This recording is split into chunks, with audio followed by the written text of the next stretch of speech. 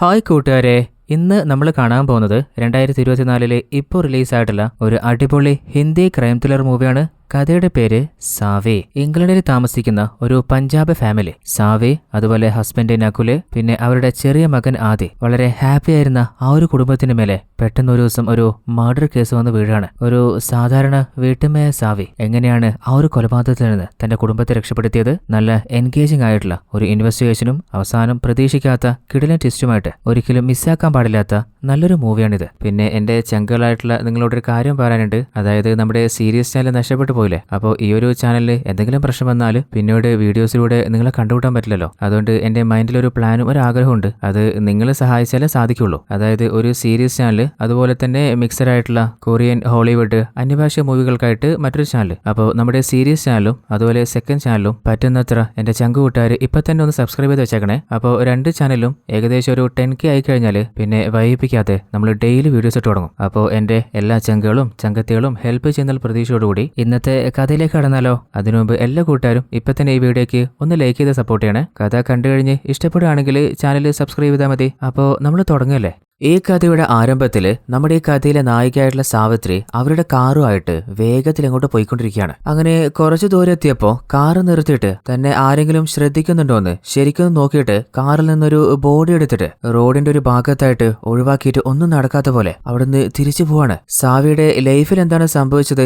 ആരുടെ ബോഡിയാണ് അവളിപ്പോ ഒഴിവാക്കിയിട്ട് പോകുന്നത്? അവളുടെ ലൈഫിൽ കഴിഞ്ഞ 5 മാസമായിട്ട് സംഭവിച്ചുകൊണ്ടിരിക്കുന്ന ചില ഫ്ലാഷ് ബാക്ക് ആണ് ഇനി നമ്മൾ കാണാൻ പോകുന്നത്. നമ്മുടെ സാവിയുടെ ഫാമിലി എന്ന് പറയുന്നത് തന്റെ ഹസ്ബൻഡ് നകുല്, അതുപോലെ മകനായിട്ടുള്ള ആദി, പിന്നെ സാവി. ഇവര് 3 പേര് അടങ്ങുന്നതാണ്. അവര് പഞ്ചാബിലുള്ള നമ്മുടെ നകുലിന്റെ അച്ഛനെ വിളിച്ച് സംസാരിക്കുമ്പോൾ നകുല് പറയുന്നത് ഈ ലോകത്തിലെ സ്വർഗം, അതുപോലെ ഏറ്റവും ഹാപ്പി ആയിട്ടുള്ള ഒരു ഫാമിലി ഉണ്ടെങ്കിൽ അത് ഞങ്ങളുടെ ഫാമിലിയാണ്. അപ്പൊ അച്ഛൻ, അല്ല എന്താ സ്പെഷ്യല്? പഞ്ചാബിലെ ഗ്രാമത്തിൽ നിന്ന് അച്ഛൻ പഠിപ്പിച്ചു തന്നിട്ടില്ലേ അതേ പരിപ്പ് കറിയും പിന്നെ കുറച്ച് എഗ്ഗ് വെച്ചിട്ടുള്ള ചില വിഭവങ്ങളും. നമ്മുടെ സാവിയുടെ ഫാമിലി ഇപ്പോൾ ഉള്ളത് ഇംഗ്ലണ്ടിലാണ്. അവര് അച്ഛനെ കാണാന് പഞ്ചാബിലേക്ക് പോകാനുള്ള പ്ലാനിലുണ്ട്. അപ്പോൾ വരുമ്പോ അച്ഛൻ എന്താ വേണ്ടെന്ന് ചോദിക്കുമ്പോൾ എനിക്ക് നിങ്ങൾ ഒന്നും കൊണ്ടുവരണ്ട, നിങ്ങളെ വല്ലാതെ മിസ് ചെയ്യുന്നുണ്ട്, അപ്പൊ വേഗം വന്നാൽ മതി. നമ്മുടെ ആദ്യയുടെ വെക്കേഷൻ എടുക്കാൻ പോവാ, അപ്പൊ എന്തായാലും അച്ഛനെ കാണാൻ വരാം. അങ്ങനെ നകുല് ഭക്ഷണം കഴിച്ചിട്ട് ഓഫീസിലേക്ക് പോകാൻ ഇറങ്ങുമ്പോഴാണ് തന്റെ കോട്ടിന്റെ കയ്യിലായിട്ട് എന്തോ പൊടി പിടിച്ചോലെ അഴുക്ക് പോലെ കാണുന്നത്. ആ ഒരു അഴുക്ക് കഴുകാൻ പോകുമ്പോ ആരോ ആ വീടിന്റെ ബെല്ലടിക്കാണ്. സാവി ആരാന്നറിയാൻ വേണ്ടി വാതിൽ തുറന്നു നോക്കുമ്പോ പോലീസുകാരാണ് വന്നിട്ടുള്ളത്. അപ്പോ ലേഡി പോലീസ് പറയുന്നുണ്ട്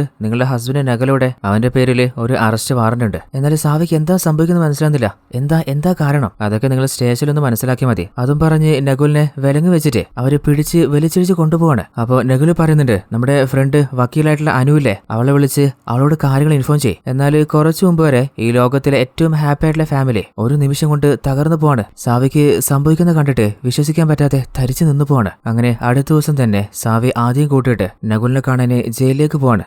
നമ്മുടെ നാട്ടിലെ സ്റ്റേഷനിൽ തന്നെ എത്രത്തോളം ചെക്കിങ്ങുകളൊക്കെ ഉണ്ട്. പിന്നെ ഇംഗ്ലണ്ട് ആവുമ്പോൾ പറയേണ്ട കാര്യമില്ലല്ലോ. ആദ്യയുടെ കയ്യിൽ ഒരു ചെറിയ പാവയുണ്ട്. ആ പാവ പോലും അവരുള്ളിലേക്ക് കടത്തിവിടുന്നില്ല. അതായത് കുറ്റവാളികളെ സഹായിക്കാൻ എന്തെങ്കിലും എക്യുപ്മെന്റ്സോ വെപ്പൺസോ അല്ലെങ്കിൽ എന്തെങ്കിലും ഡ്രഗ്സോ ഉള്ളിലേക്ക് കൊണ്ടുപോകാതിരിക്കാൻ അവർ മാക്സിമം പരിശോധിച്ചിട്ടാണ് സാവിയെയും ആദ്യം അകത്തേക്ക് കടത്തിവിടുന്നത്. അപ്പോൾ അങ്ങോട്ടേക്ക് നകുലിനെയും മറ്റ് ചില കുറ്റവാളികളും കൂട്ടിക്കൊണ്ടിരുന്നുണ്ട്. 10 മിനിറ്റ് മാത്രമാണ് അവർക്ക് സമയമുള്ളത്. അതിനുള്ളിൽ പറയാനുള്ള കാര്യങ്ങൾ പറഞ്ഞിരിക്കണം. നകുല് ഉള്ളിലെ സങ്കടങ്ങളൊക്കെ അടക്കി വെച്ചിട്ട് തന്റെ മകൻ ആദ്യ വാരി പുണരാണ്. ആദ്യമാണെങ്കിൽ ചെറിയ കുട്ടിയല്ലേ, അവനിപ്പോ ഇംഗ്ലീഷ് അക്ഷരങ്ങൾ പഠിച്ചുകൊണ്ടിരിക്കുന്നേ ഉള്ളൂ. എന്നാൽ പലപ്പോഴും അവൻ അക്ഷരങ്ങൾ പറയുമ്പോൾ അങ്ങോട്ടും ഇങ്ങോട്ടും ഓർഡർ മാറിപ്പോറുണ്ട്. അപ്പൊ അവനോട് ആൽഫബറ്റൊക്കെ നീ പഠിച്ചില്ലെന്ന് ചോദിക്കുമ്പോൾ അവനും പറഞ്ഞു കൊടുക്കുന്നുണ്ട്. ആഹാ കൊള്ളാല, നല്ല കുട്ടിയായിട്ടുണ്ടല്ലോ. അങ്ങനെ നകുലാണെങ്കിൽ തന്റെ മകന് കൊടുക്കാൻ ഒരു പേപ്പർ കൊണ്ട് ഒരു ചെറിയ പാവ ഉണ്ടാക്കിയിട്ടുണ്ട്. എന്നാൽ അത് കൊടുക്കാൻ നോക്കുമ്പോൾ പോലീസുകാരനില്ലേ, ആ ഒരു പാവ ചെക്ക് ചെയ്തിട്ട് അതിൽ വേറൊരു അപകടം ഇല്ലാന്ന് ഉറപ്പുവരുത്തിയിട്ടാണ് നമ്മുടെ ആദ്യക്ക് കൊടുത്തോളാൻ പറയുന്നത്. എന്നിട്ട് സാവിയോട് ചോദിക്കുന്നുണ്ട്, അല്ല എന്നെ പുറത്തെടുക്കാൻ അപ്പീല് നീ കൊടുത്തോ? അത് നമ്മുടെ വക്കീൽ അനുവില്ലേ, അവരെ ഞാൻ പലപ്പോഴായിട്ട് പോയി കാണുന്നുണ്ട്.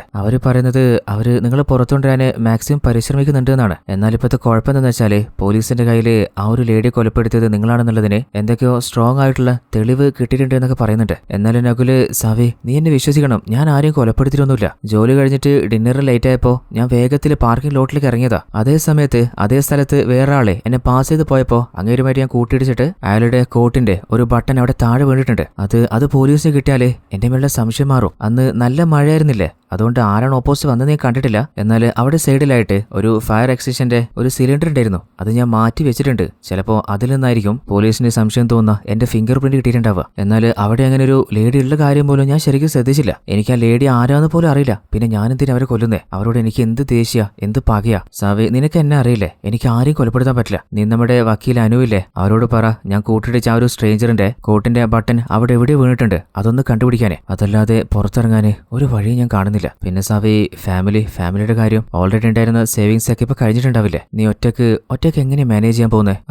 അതൊന്നും പുറത്തൊരു കാര്യമില്ല. എന്തെങ്കിലും ഒരു ജോലി കണ്ടെത്തണം. അങ്ങനെ അടുത്ത സീനില് നമ്മുടെ സാവി അനുവിനെ കാണാന് കോടതിയിലേക്ക് പോവാണ്. എന്നിട്ട് അവളോട് നകുല് ജയിലിൽ വെച്ച് പറഞ്ഞ കാര്യങ്ങളും അതുപോലെ ആ ഒരു ലേഡി അവർ കൊല്ലപ്പെട്ടത് ഒരു റോബറി ശ്രമത്തിന്റെ ഇടയിലാണെന്നും ആ ഒരു ലേഡിയുടെ ഹാൻഡ് ബാഗും ഫോണും മിസ്സാണെന്ന് പറയുമ്പോൾ അനു പറയുന്നുണ്ട്, അത് വെച്ചിട്ട് സാവി നമുക്കൊന്നും ചെയ്യാൻ പറ്റില്ല. അതും പറഞ്ഞിട്ട് നമ്മൾ കോടതിയിൽ പോയാലും പോലീസ് പറയാ ആ ഒരു ഹാൻഡ് ബാഗും ഫോണും ചിലപ്പോ നകുല് തന്നെ ആയിരിക്കും തട്ടിപ്പറിച്ചെന്നോ അതിനുശേഷം തെളിവ് നശിപ്പിച്ചെന്നായിരിക്കും. സാവി, നീ ഇപ്പോഴും നകുലിന്റെ ഭാര്യയായിട്ട് ചിന്തിക്കുന്നേ. എന്നാൽ അവന്റെ മേലുള്ള എവിഡൻസ് എന്തൊക്കെയാണെന്ന് നിനക്കറിയോ? ആ ഒരു ലേഡി കൊല്ലപ്പെട്ട സമയത്ത് അതേ സ്ഥലത്ത് നകുലിനെ കണ്ട പല ദൃക്സാക്ഷികളുണ്ട്. അതുപോലെ നകുലിന്റെ കോട്ടിലെ ബ്ലഡ് സ്റ്റെയിന് അത് ആ ഒരു ലേഡിയുടെ ബ്ലഡായിട്ട് മാച്ച് ആവുന്നുണ്ട്. ആ ഒരു പാർക്കിംഗ് ലോട്ടിലെ ഒരു CCTVയില് നകുൽ അങ്ങോട്ട് വന്ന് റെക്കോർഡായിട്ടുണ്ട്. എന്നാൽ ആ ഒരു ലേഡിയെ കൊലപ്പെടുത്തുന്ന വിഷയമൊന്നുമില്ല. പിന്നെ നകുലിനെ ആ ലേഡിയെ കൊലപ്പെടുത്താനുള്ള ഒരു മോട്ടീവും ഉണ്ട്. കാരണം അവർ രണ്ടുപേരും ഒരേ കമ്പനിയിൽ വർക്ക് ചെയ്യുന്നത്. അതായത് മരണപ്പെട്ട ആ ഒരു ലേഡി ആരെന്ന് വെച്ചാൽ നമ്മുടെ ഹീറോ നകുലിന്റെ സീനിയറാണ്. അവരുടെ പേര് സ്റ്റെഫിനി. ഒരിക്കൽ നമ്മുടെ നകുല് ചെയ്ത ഒരു പ്രസന്റേഷൻ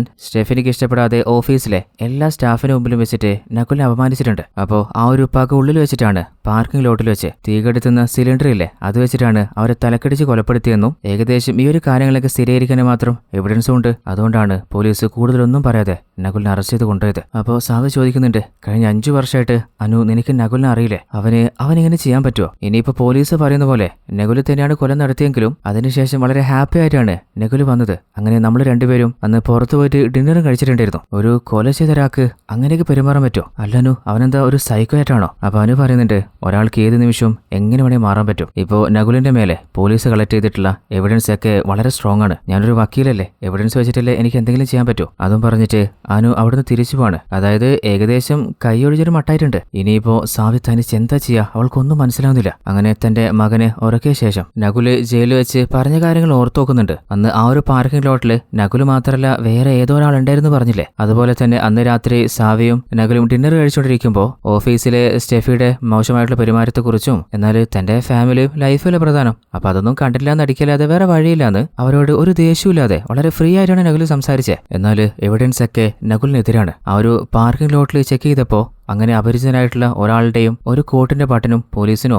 അനുവിനോ ആർക്കും കിട്ടിയിട്ടുമില്ല. കഴിഞ്ഞ 10 വർഷമായിട്ടുള്ള അവരുടെ വളരെ സുന്ദരമായിരുന്ന ആ ഒരു ഫാമിലിയെ കുറിച്ച് സാവി ഒന്ന് ഓർത്തു നോക്കുകയാണ്. അങ്ങനെ ഇരിക്കുകയാണ് നമ്മുടെ നകുലിന്റെ അച്ഛൻ വിളിക്കുന്നത്. എന്നാൽ അങ്ങേര് വല്ലാതെ സങ്കടത്തില്ല. അപ്പൊ എന്താ പറ്റിയെന്ന് ചോദിക്കുമ്പോൾ ഇംഗ്ലണ്ടിലേക്ക് വരാനായിട്ട് ഞാൻ വിസക്ക് അപേക്ഷിച്ചതാ, പക്ഷേ അവർ റിജക്ട് ചെയ്ത് കളഞ്ഞു. ഈ ഒരു സമയത്ത് എന്റെ മോനും എന്റെ ഫാമിലിക്കും ഒരു കൈത്താങ്ങാവാന് എനിക്ക് കഴിഞ്ഞില്ലല്ലോ. എന്നാലും സാവി, അതോർത്തൊരു അച്ഛൻ വിഷമിക്കണ്ട, ഞാനിവിടെ ഇല്ലേ, ഞാൻ നോക്കിക്കോളാം. ഇവിടെ കാര്യങ്ങൾ അങ്ങനെ പ്രത്യേകിച്ച് കുഴപ്പമൊന്നുമില്ല, എല്ലാം നല്ല രീതിയിൽ തന്നെ പോയിക്കൊണ്ടിരിക്കുന്നത്. അടുത്ത സീനില് ഇംഗ്ലണ്ടിലെ നകുലുള്ള ആ ഒരു ജയിലിലെ ഒരു ജിമ്മിലേക്ക് കുറച്ച് ഗ്യാങ്സ്റ്റേഴ്സ് വരികയാണ്. അതായത് നകുൽ ഇപ്പോൾ അറസ്റ്റായിട്ട് ജയിലിലേക്ക് വന്നിട്ട് അധികം നാളായിട്ടുമില്ല. നകുലിന്റെ പേരിൽ അതിന് മാത്രം ബ്ലാക്ക് മാർക്സ് ഒന്നുമില്ലല്ലോ. അതുകൊണ്ട് തന്നെ നകുലിനെ ഉപയോഗിച്ചിട്ട് ഈ ഒരു ഗ്യാങ്സ്റ്റേഴ്സ് കുറച്ച് ഡ്രഗ്സ് സെയിൽ ചെയ്യാൻ വേണ്ടിയിട്ടാണ് നമ്മുടെ നകുലിനെ മീറ്റ് ചെയ്യാൻ വന്നിട്ടുള്ളത്. ഓൾറെഡി തന്റെ ലൈഫ് എങ്ങോട്ടാ പോകുന്ന ഒരു ഐഡിയ ഇല്ല. അതിനിടക്ക് നകുലിനെ സമ്മതിക്കുമോ? എന്നാൽ അപ്പോഴാണ് പെട്ടെന്ന് നമ്മുടെ സാവിക്ക് ഒരു കോള് വരുന്നത്. അവള് കരഞ്ഞു പിടിച്ചിട്ട് വേഗം തന്നെ ഹോസ്പിറ്റലിലേക്ക് പോവാണ്. എന്നാൽ പോലീസ് സാവി ഉള്ളിലേക്ക് അടുത്തുവിടുന്നില്ല. അപ്പോഴാണ് പുറത്തേക്ക് വരുന്ന ഡോക്ടറിനോട് സാവി കാര്യം പറയുന്നത്.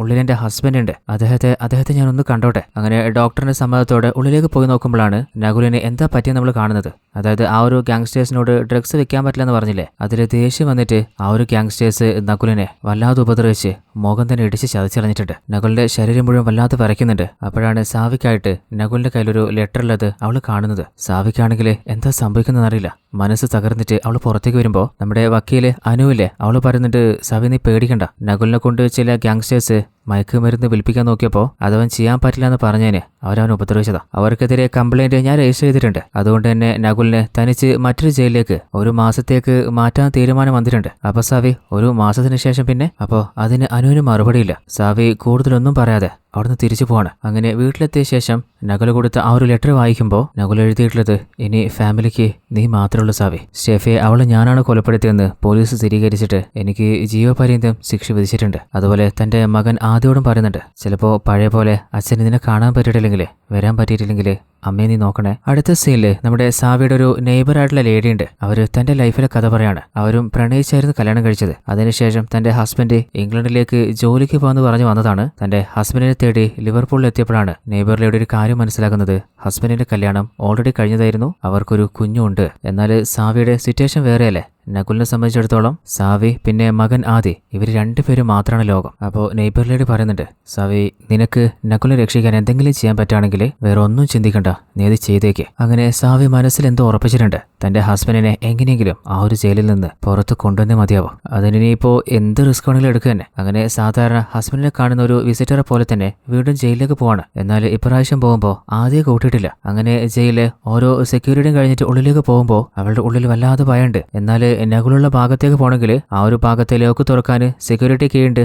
അത് ഗാർഡിന്റെ കയ്യിൽ നിന്ന് സാവി പതിയെ മയക്കം വരുന്ന പോലെ അഭിനയിച്ചിട്ട് അടിച്ചു മാറ്റാണ്. എന്നാൽ കീ പോയത് സെക്യൂരിറ്റി അറിഞ്ഞുടൻ തന്നെ എമർജൻസി അലാറം ഓൺ ചെയ്യാണ്. പണി പാളിന്ന് കരുതുമ്പോൾ ഇനിയിപ്പോ കീ അടിച്ചു മാറ്റാൻ ശ്രമിച്ചാൽ ഇതാണ് സംഭവിക്കാൻ പോവാന്നുള്ളത് ഓൾറെഡി അവളൊന്ന് ഇമാജിൻ ചെയ്ത് നോക്കിയതാണ്. ആ ഒരു ജയിൽ ബ്രേക്ക് ചെയ്ത് തന്റെ ഹസ്ബൻഡിനെ പുറത്തു കൊണ്ടുവരിക അത് ഇമ്പോസിബിൾ ആയിട്ടുള്ള കാര്യമാണെന്ന് അവൾക്ക് മനസ്സിലായപ്പോൾ ആ ഒരു ഗാർഡ്സിനോട് സോറിയും ചോദിച്ചിട്ട് അവൾ പുറത്തേക്ക് ഇറങ്ങാണ്. അപ്പോൾ ആ ഒരു ജയിലില് ഫുഡൊക്കെ സപ്ലൈ ചെയ്യുന്ന ഒരാൾ ചോദിക്കുന്നുണ്ട്, നിങ്ങൾ ഓക്കെ അല്ലേ? അപ്പൊ സങ്കടത്തിലവള്, പിന്നെ ഞാൻ ഓക്കെയാ, നകുലും ഓക്കെയാ, എന്റെ മോൻ ആദ്യവും അവന്റെ മുത്തശ്ശനും എല്ലാവരും ഓക്കെയാ. അങ്ങനെ വീട്ടിലേക്ക് എത്തിയിട്ട് തന്റെ ലാപ്ടോപ്പ് എടുത്തിട്ട് എങ്ങനെയാ ജയില് ബ്രേക്ക് ചെയ്യേണ്ടതെന്നുള്ളത് സെർച്ച് ചെയ്ത് നോക്കുമ്പോൾ അവളുടെ ഉള്ളിൽ ഒരു പേടിയുണ്ട്. അതെന്തായാലും റിസ്ക് ആണ്. അങ്ങനെ ഒരു പബ്ലിക് കഫേയിൽ പോയിട്ട് ചെക്ക് ചെയ്ത് നോക്കുമ്പോൾ ഇതിനു മുൻപ് ഇംഗ്ലണ്ടിൽ ഇപ്പോൾ നകുലുള്ള അതേ ജയിലിൽ നിന്ന് പല ആളുകളും രക്ഷപ്പെടാൻ ശ്രമിച്ചിട്ടുണ്ട്. അപ്പോൾ റീസെന്റ് അങ്ങനെ രക്ഷപ്പെട്ട ആരെങ്കിലും ഉണ്ടോ നോക്കുമ്പോൾ ഒരു ഇന്ത്യക്കാരൻ പോള് രക്ഷപ്പെട്ടിട്ടുണ്ട്. ആ ഒരു ജയിലിൽ നിന്ന് രക്ഷപ്പെട്ട മാത്രമല്ല എങ്ങനെയാണ് താൻ രക്ഷപ്പെട്ടെന്നുള്ള ഒരു ബുക്കും എഴുതിയിട്ട് പബ്ലിഷ് ചെയ്തിട്ടുണ്ട്. അപ്പോൾ പോളിന്റെ ലൈഫ് സ്റ്റോറി നമ്മുടെ സാവി വായിച്ചു നോക്കുകയാണ്.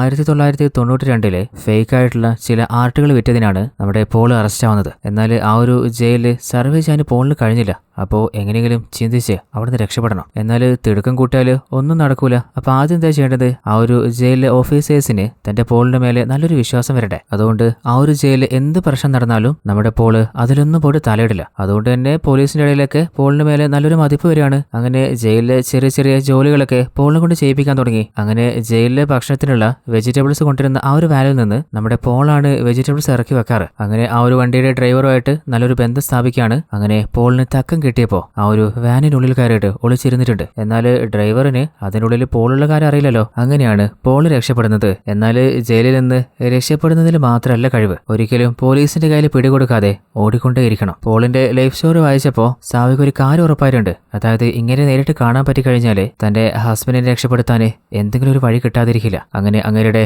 വീടിന്റെ അഡ്രസ്സും കണ്ടെത്തിയിട്ട് ആ ഒരു വീട്ടിലേക്ക് പോയിട്ട് പുറത്തൊരു ടെലികോം ഉണ്ട്. അപ്പോൾ അതിലൂടെ പറയുന്നുണ്ട്, ഞാനൊരു ഇന്റർവ്യൂവിന് വേണ്ടിയിട്ട് മീഡിയയിൽ നിന്ന് വന്നതാ, കുറച്ച് സമയം തരാണെങ്കിൽ ഒന്ന് കണ്ട് സംസാരിക്കാനായിരുന്നു. എന്നാൽ പോളിന്റെ ഭാഗത്തുനിന്ന് ഒരു മറുപടിയും വരുന്നില്ല. ആ ഒരു ഫോൺ തന്നെ കട്ട് ചെയ്ത് കളയാണ്. അങ്ങനെ കുറെ നേരം കാത്തിട്ടും ആരും വരുന്ന കാണുന്നില്ല. തിരിച്ച് ഫോണും വരുന്നില്ല. ഇനിയിപ്പോ ഒന്നും നോക്കിയിട്ട് കാര്യമില്ല. അങ്ങനെ ആ ഒരു മതിൽ തന്നെ അവിടെ ചാടുകയാണ്. അങ്ങനെ വീട്ടിന്റെ ഉള്ളിൽ എത്തിയിട്ട് വാതിൽ തട്ടി നോക്കുന്നുണ്ട്. അപ്പോഴാണ് പോള് സാവിയെ കാണുന്നത്. അല്ല, ഇവളിപ്പേതാ, ഇവളെന്തിനാ എല്ലാം ശല്യപ്പെടുത്താൻ ഇങ്ങോട്ട് വന്നിട്ടുള്ളത്? ഇനിയിപ്പോ പോലീസിന്റെ വല്ല ചാരത്തായിരിക്കോ? പോളാണെങ്കിൽ പുതിയ എന്തോ ഒരു ബുക്ക് എഴുതിക്കൊണ്ടിരിക്കുകയാണ്. അപ്പോ സാവിയെ സ്റ്റോപ്പ് ചെയ്യാനായിട്ട് പോള് ഒരു നായ വളർത്തുന്നുണ്ട്. ആ നായ അവളുടെ നേരെ പറഞ്ഞയക്കുകയാണ്. ഇങ്ങനെ ജയിലിൽ ചാടിയോണ്ട് തന്നെ ആ ഒരു വീട്ടിൽ നിന്ന് ഒരിക്കലും പോള് പുറത്തു പോറില്ല. ആ ഒരു ഡോഗ് സാവിയുടെ കാര്യത്തിൽ ഒരു തീരുമാനമാക്കുന്ന കരുതുമ്പോൾ ഒരു പെറ്റിനെ പോലെ ആ ഡോഗ് സാവിയുടെ അരികിൽ പോയിരിക്കുകയാണ്. ആ ഒരു കാഴ്ച കണ്ടിട്ട് പോള് ഷോക്കായി പോകുന്നുണ്ട്. കാരണം ഇതിനു മുൻപ് 10-25 ആളുകൾ ആ ഒരു വീട്ടിലേക്ക് വരാൻ നോക്കിയിട്ട് അവരെയൊക്കെ ആ ഒരു ഡോഗ് ആക്രമിച്ചിട്ടുണ്ട്. അവർ പേടിച്ച് ഓടിയിട്ടുണ്ട്. എന്നാൽ സാവിയെ അവളെ മാത്രം ഒന്നും ചെയ്യാത്ത. എന്തായാലും കുറച്ചു നേരം കഴിയുമ്പോൾ അവളെ കളിച്ച് പോയിക്കോളും. എന്നാൽ അവിടുത്തെ കാലാവസ്ഥ ഭയങ്കര തണുപ്പാണ്. ആ ഒരു മഞ്ഞുകൊണ്ട് കാറ്റുകൊണ്ട് അവളവിടെ നിന്ന് എങ്ങോട്ടും മാറിയില്ല. രാത്രിയും അവിടെ തന്നെ തീ കാഞ്ഞുകൊണ്ട് ആ പുറത്ത് തന്നെ കടന്ന് ഉറങ്ങിപ്പോവാണ്. അങ്ങനെ രാവിലെ ആയപ്പോ പോള് സാവി എഴുന്നേൽപ്പിച്ച് ചോദിക്കുന്നുണ്ട്, അല്ല മോളെ, നീ ആരാ? നിനക്ക് എന്താ വേണ്ടേ? നീ എന്തിനു കാത്തു നിൽക്കുന്നേ? അത് ഞാനിങ്ങനെ മീഡിയയിൽ നിന്ന് വന്നതാ. അപ്പൊ പോള്, നീ ഏത് മീഡിയയിൽ നിന്നാണെങ്കിലും ഞാൻ വലിയ പോപ്പുലർ ആയിട്ടുള്ള ആളോ ഈ നാട്ടിലെ പ്രസിഡന്റ് ഒന്നും അല്ലല്ലോ. എന്തായാലും ഒരു 5 മിനിറ്റ് തരാം. അതിനുള്ളിൽ നിനക്ക് പറയാനുള്ളത് എന്താന്ന് വെച്ചാൽ പറ. അപ്പൊ സാവി, അല്ല നിങ്ങളാ ജയിലിൽ നിന്ന് എങ്ങനെ രക്ഷപ്പെട്ടെ? അപ്പൊ പോളാണെങ്കിൽ ആ ഒരു ബുക്കിൽ എഴുതി അതേ കാര്യം തന്നെ ആദ്യം മുതൽ വീണ്ടും പറഞ്ഞു കൊടുക്കുമ്പോ, അല്ല സാറേ, ഇത് ഞാൻ ഓൾറെഡി ആ ബുക്കിൽ നിന്ന് വായിച്ചതല്ലേ. എനിക്ക് പറയേണ്ട കാര്യം, ഇനിയിപ്പോൾ ഒരാൾ രക്ഷപ്പെടാൻ ശ്രമിക്കുമ്പോൾ എന്തൊക്കെ കാര്യങ്ങളെ ശ്രദ്ധിക്കണ്ടേ, പിന്നീട് പോലീസിൽ പിടിക്കപ്പെടാതിരിക്കാൻ എന്താ ചെയ്യണ്ടേ, ആ ഒരു കാര്യങ്ങളൊക്കെയാ. അത് കേട്ടപ്പോൾ പോള് ശരിക്കൊന്ന് സൂക്ഷിച്ച് നോക്കുന്നുണ്ട്. അപ്പൊ സാവി അല്ല എനിക്ക് ആർട്ടിക്കിൾ എഴുതാൻ വേണ്ടി തന്നെയാ, കുറച്ച് ഡീറ്റെയിൽ ആയിട്ട് മനസ്സിലാക്കാന്ന് കരുതിയിട്ടാ. അപ്പൊ പോള് ഇനിയിപ്പോൾ ആരാണെങ്കിലും ജയിലിൽ നിന്ന് പുറത്ത് കടക്കുക അത്ര എളുപ്പമുള്ള കാര്യമല്ല, ഒരിക്കലും അത് സാധിക്കില്ല. ഇനി എങ്ങാനും പുറത്ത് വന്നു കഴിഞ്ഞാലും ഏത് നിമിഷവും പോലീസിന് നോട്ടം ഉണ്ടാവും. കുറ്റവാളി പുറത്തു വന്നെന്നുള്ള ഇൻഫർമേഷൻ നിമിഷ നേരം കൊണ്ട്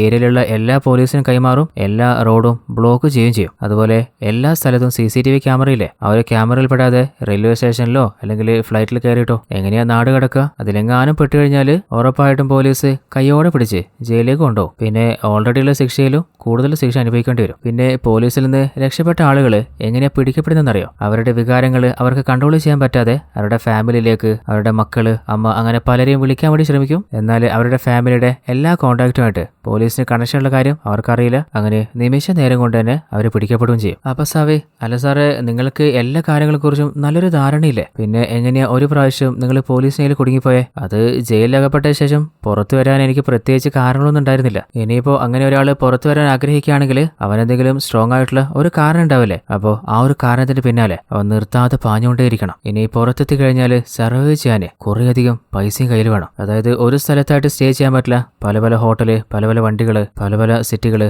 അതുപോലെ ഫേക്ക് ആയിട്ടുള്ള ഡോക്യുമെന്റ്സ്, ഇതിനെല്ലാം ആവശ്യത്തിൽ കൂടുതൽ പൈസ ചെലവാക്കിക്കൊണ്ടേ ഇരിക്കേണ്ടി വരും. അപ്പൊ സാവേ അല്ല എന്തിനാ ഫേക്ക് ഡോക്യുമെന്റ്സ് നമ്മൾ ഉണ്ടാക്കുന്നത്? പിന്നെ ഓൾറെഡി പിടിക്കപ്പെട്ട ആ ഒരു ഒറിജിനൽ ഡോക്യുമെന്റ്സിൽ തന്നെ ചുറ്റി നടന്നാല് പോലീസിനെ പിടിക്കാൻ നിമിഷം നേരം മതിയാവില്ലേ? അപ്പൊ അതിന് വേണ്ടിയിട്ടാണ് ആളുടെ പേരും ഡീറ്റെയിൽസ് ഒക്കെ മാറ്റി ഫേക്ക് ഡോക്യുമെന്റ്സ് ഉണ്ടാക്കിയിട്ട് നമ്മൾ രക്ഷപ്പെടാൻ ശ്രമിക്കുന്നത്. അപ്പൊ സാവേ അല്ല സാർ ഈ ഫേക്ക് ഡോക്യുമെന്റ്സ് അതെവിടെ നമുക്ക് കിട്ടുക? അത് കേട്ടപ്പോ പോളിനൊരു കാര്യം ഉറപ്പായിട്ടുണ്ട്. അതായത് സാവയ്ക്ക് ആരോ രക്ഷപ്പെടുത്താനുണ്ട്, അതിനു വേണ്ടിയിട്ടാണ് അവൾ ഈ പരിശ്രമിക്കുന്നത്. അല്ല എന്തിനാ ഇപ്പൊ ആ കാര്യങ്ങളൊക്കെ അറിഞ്ഞിട്ട്? അപ്പൊ സാവി അല്ല ഇതൊരു ഹൈപ്പോത്തറ്റിക്കൽ ക്വസ്റ്റ്യനാ, വെറുതെ ഒന്ന് അറിഞ്ഞിരിക്കാനേ. അപ്പോൾ ആ ഒരു സിറ്റിയിലെ ഒരു സ്ട്രീറ്റിന്റെ പേര് പറഞ്ഞു കൊടുക്കുന്നുണ്ട്. അവിടെ പോയി കഴിഞ്ഞാൽ ഡോക്യുമെന്റ്സ് കിട്ടാനുള്ള സാധ്യതയുണ്ട്. അങ്ങനെ പോളിനോട് ടാങ്ക്സും പറഞ്ഞിട്ട് ആ ഒരു ഏരിയയിൽ പോയി നോക്കുമ്പോൾ ആ ഒരു ഏരിയ ആണെങ്കിൽ മുഴുവൻ ഡ്രഗ് ഡീലിംഗ്, അതുപോലെ ഗ്യാങ്സ്റ്റേഴ്സ്, പബ്ബുകള്, വളരെ മോശമായിട്ടുള്ളൊരു ഏരിയ ആണ്. അതായത് അവിടെ നിന്ന് കിട്ടാത്തതായിട്ട് ഒരു വസ്തു ഉണ്ടാവില്ല. എന്നാൽ സാവിക്ക് അവിടെ എത്തിയിട്ട് എന്താ ചെയ്യണ്ടേ, ആരെയാ പോയിട്ട് മീറ്റ് ചെയ്യണ്ടേ, എങ്ങനെയാ ഇപ്പോൾ തന്റെ ഹസ്ബൻഡിന്റെ പേരിൽ ഒരു ഫേക്ക് ഡോക്യുമെന്റ്സ് ഉണ്ടാക്കുക, ഒന്നും തിരിയുന്നില്ല. അപ്പോഴാണ് ഒരു പയ്യൻ വന്ന് ചോദിക്കുന്നത്, അല്ല നിങ്ങൾക്ക് എന്താ വേണ്ടേ? എനിക്ക് ചില ഡോക്യുമെന്റ്സാ.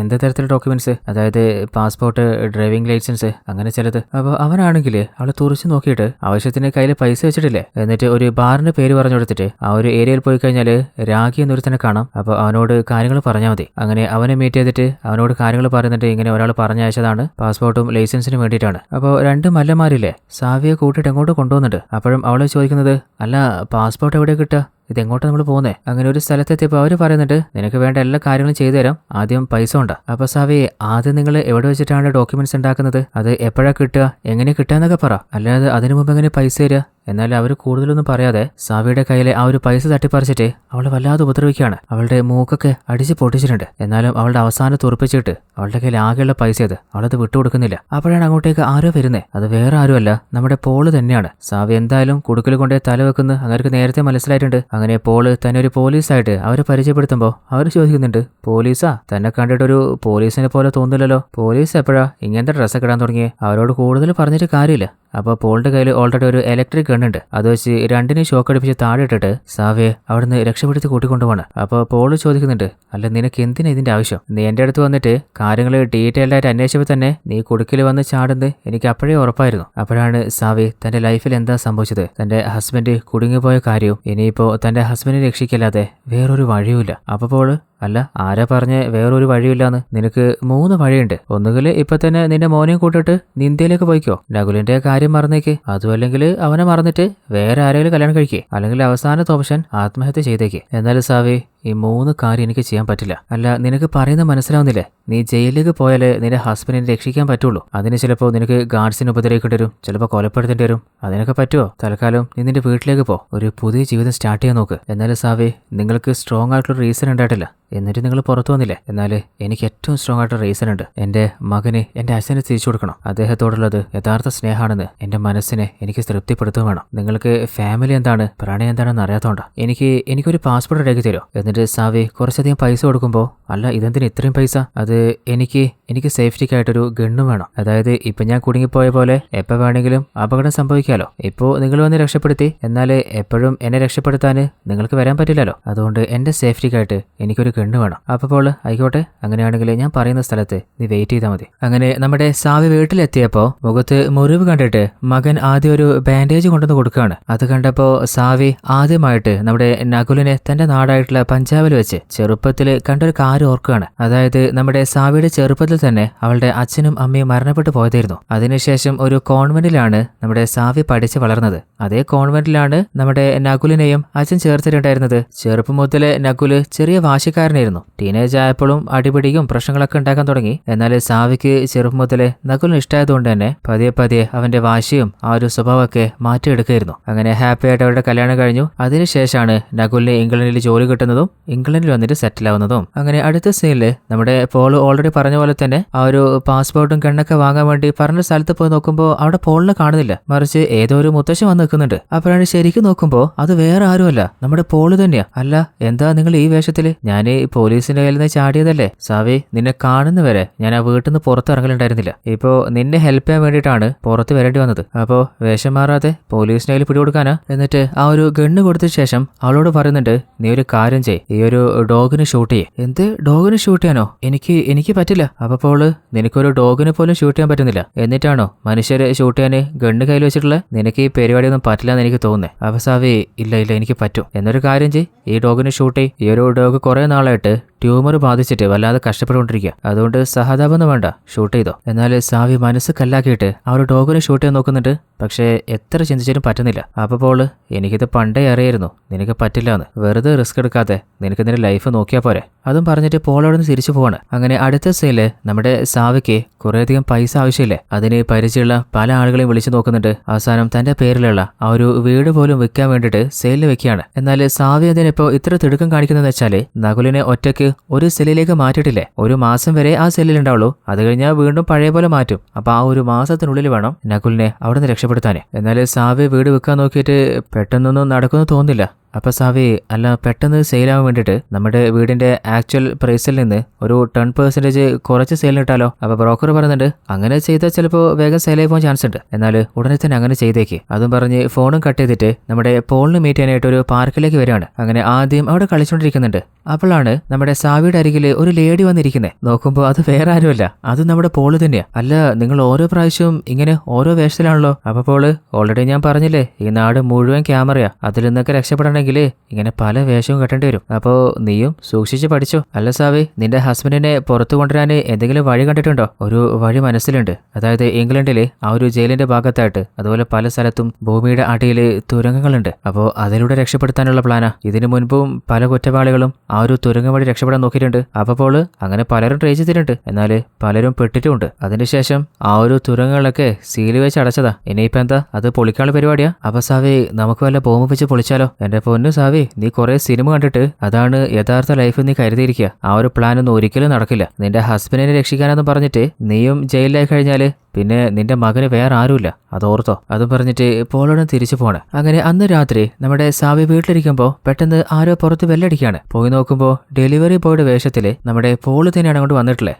അപ്പോൾ പോള് ചോദിക്കുന്നുണ്ട്, നിങ്ങളുടെ ഹസ്ബൻഡിന് എന്തോ ഒരു അസുഖം ഉണ്ടെന്ന് പറഞ്ഞിരുന്നല്ലോ. അദ്ദേഹത്തിന് ഡയബറ്റിക്സ് ഉണ്ട്, അതുകൊണ്ട് ഡെയിലി അദ്ദേഹത്തിന് ഇൻസുലിൻ എടുത്തേ മതിയാവും. അപ്പോൾ പോള്, ആഹാ അങ്ങനെയാണെങ്കിൽ നമുക്ക് ഇത് വെച്ചൊരു കളി കളിച്ചു നോക്കാം. അങ്ങനെ സാവി ഉള്ളിലേക്ക് വരുമ്പോൾ എന്തൊക്കെയാണ് താൻ ചെയ്യാൻ പോകുന്നത്, അങ്ങനെ എല്ലാ പ്ലാനുകളും അവിടെ ചുമരിലായിട്ട് വ്യക്തമായിട്ട് ഡിസൈൻ ചെയ്ത് വെച്ചിട്ടുണ്ട്. അതുപോലെ ആ ഒരു ജയിലിലേക്ക് ആരൊക്കെയാണ് വരുന്നത്, ആരൊക്കെയാണ് പോകുന്നത് എല്ലാം പലപ്പോഴായിട്ട് ഫോളോ ചെയ്തിട്ട് അതിന്റെ എല്ലാം വിഷ്വൽസ് ഫോട്ടോ എടുത്തിട്ടും അവിടെ വെച്ചിട്ടുണ്ട്. അപ്പോൾ സാവി കീ എന്നുള്ള ഫസ്റ്റ് സ്റ്റെപ്പ് മാർക്ക് ചെയ്തിട്ടുണ്ട്. അതായത് തന്റെ ഹസ്ബൻഡിനെ പുറത്തു കൊണ്ടുവരിക, അതാണ് കീ ആയിട്ടുള്ള സ്റ്റെപ്പ്. അതുപോലെ നോർമലി ലാബിൽ നിന്ന് ഒരു വാന് എല്ലാ ദിവസവും ആ ഒരു ജയിലിൽ അസുഖം ബാധിച്ചിട്ടുള്ള പല ആളുകളുടെയും ബ്ലഡിന്റെ ഒക്കെ സാമ്പിൾ ഡെയിലി എടുക്കാൻ വേണ്ടി വരാറുണ്ട്. അപ്പോൾ ഇന്നും ആ ഒരു വാന് വരുമെന്ന് അവൾ പുറത്ത് കാത്തുവെക്കുമ്പോൾ നമ്മുടെ സാവിയുടെ ഹസ്ബൻഡ് നകുലിനെ അറസ്റ്റ് ചെയ്ത പോലീസുകാരില്ലേ, അവര് സാവിയുടെ അരികിലേക്ക് വന്നിട്ട് പറയുന്നുണ്ട്, നിങ്ങളുടെ ഹസ്ബൻഡിനെ പുറത്ത് വരുന്നവരെ കാത്ത് നിൽക്കാനാ പ്ലാൻ ചെയ്യുന്നത്, അങ്ങനെയാണെങ്കിൽ ഒരു 10-12 വർഷം ഇനിയും കാക്കണ്ടേ. അപ്പൊ സാവി, ദൈവമില്ലേ, ദൈവം ഒരു വഴി കാണിച്ചു തരും. അല്ല മാഡം, ഓൾറെഡി ഞാൻ പറഞ്ഞ പോലെ ആ സ്ഥലത്ത്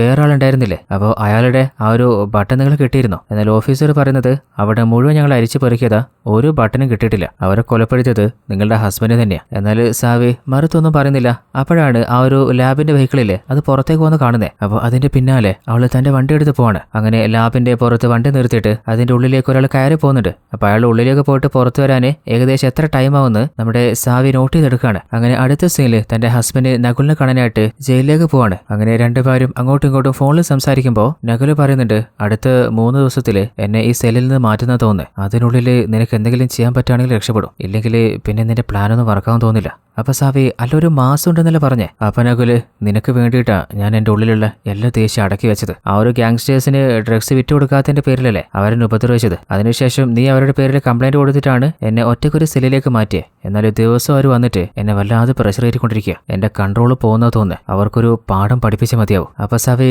നിങ്ങൾ തൽക്കാലം ബുദ്ധിമോശം ചെയ്യല്ലേ. ആ ഒരു കംപ്ലൈന്റ് അത് ഞാൻ വിഡ്രോ ചെയ്തേക്കാം. എന്നാലും നകുല് എന്തിന് വിഡ്രോ ചെയ്യണം? അവർക്കുള്ളത് ഞാൻ കൊടുത്തോളാം. എന്നാലും സാവി എനിക്ക് 3 ദിവസം പോരാ, കുറച്ചധികം ടൈം കിട്ടിയേ മതിയാവോ. അപ്പോൾ നകുലിന് മനസ്സിലായിട്ടുണ്ട്, അതായത് സാവി എന്തോ കാര്യങ്ങൾ പ്ലാൻ ചെയ്യുന്നുണ്ട്. അപ്പോൾ അവൻ പറയുന്നുണ്ട്, നീ എന്തോ ചെയ്യാൻ പോകുന്ന കാര്യം എനിക്കറിയാം, പക്ഷേ അത് അത്ര നല്ലതല്ല, റിസ്ക് ആണെന്ന് എനിക്ക് തോന്നുന്നുണ്ട്.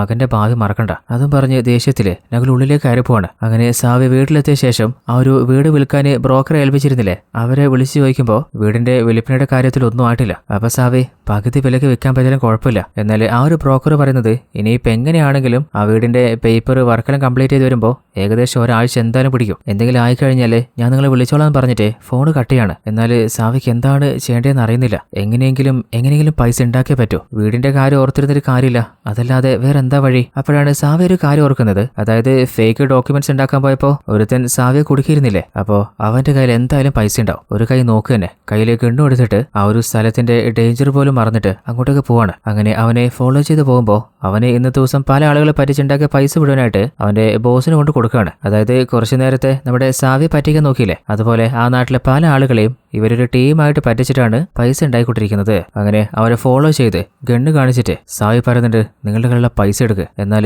ഇവിടെ ഒരു പൈസ ഇല്ലെന്ന് പറയുമ്പോൾ അവന്റെ തലയിൽ ഗണ്ണ് വെച്ചിട്ട് മര്യാദയ്ക്ക് പറഞ്ഞോ, ഇല്ലെങ്കിൽ തലയിൽ ബുള്ളറ്റ് ഇറങ്ങും. അപ്പോൾ അവന്റെ ഹെഡ് പറയുന്നുണ്ട്, ബുള്ളറ്റ് ഇറക്കിക്കോ, എന്നാലും പൈസ തരാൻ പറ്റില്ല. എന്നാൽ ഇപ്പം ഞാൻ പൊട്ടിക്കും. എന്നാൽ ആ പയ്യൻ പേടിച്ച് പറയുന്നുണ്ട്, ആ ഒരു സോഫയുടെ പിന്നിലുണ്ട്, എന്നെ ഒന്നും ചെയ്യല്ലേ. അങ്ങനെ പതിയെ സാവി ആ ഒരു സോഫയുടെ പിന്നിൽ നിന്ന് ആ ഒരു പൈസ എടുക്കുകയാണ്. ആ ഒരു തക്കം കിട്ടിയപ്പോൾ തന്നെ ലീഡർ അവനെ ഷൂട്ട് ചെയ്ത് കൊലപ്പെടുത്തിയിട്ട് നമ്മുടെ സാവിയുടെ നേരക്ക് ഷൂട്ട് ചെയ്യാണ്. സാവിയുടെ കയ്യിൽ ബുള്ളറ്റ് ഇറങ്ങിയിട്ടുണ്ട്. എന്നാൽ പിന്നീട് ഗണ്ണ് ഹെഡ് ട്രിഗർ ചെയ്യുന്നതിന് മുൻപ് അയാളെ ഷൂട്ട് ചെയ്തിട്ട് സാവി കൊലപ്പെടുത്തിയിട്ടുണ്ട്. അങ്ങനെ അവിടെ നിന്ന് പോകാൻ നോക്കുമ്പോൾ ആ പയ്യൻ പറയുന്നുണ്ട്, എന്നെ ഒന്ന് രക്ഷിക്കണേ, ഇങ്ങനെ ഇട്ടിട്ട് പോലെ. അവന്റെ അവസ്ഥ കണ്ടപ്പോൾ സാവിക്ക് സങ്കടം തോന്നിയിട്ട് അവനെ തന്റെ കാറിൽ കയറ്റിയിട്ട് ഹോസ്പിറ്റലിലേക്ക് കൊണ്ടുപോയി നോക്കുകയാണ്. എന്നാൽ കുറച്ച് ദൂരെ എത്തിയപ്പോൾ തന്നെ ആ ഒരു പയ്യനില്ലേ അവൻ മരണപ്പെട്ടു പോയിട്ടുണ്ട്. ഇനിയും അവന്റെ ബോഡി വണ്ടിയിൽ വെച്ചാൽ അത് തീരെ സേഫ് അല്ലല്ലോ. അങ്ങനെ അവന്റെ ബോഡി ഡിസ്പോസ് ചെയ്തിട്ട് അവിടുന്ന് വേഗം തന്നെ രക്ഷപ്പെട്ടു പോയതാണ്.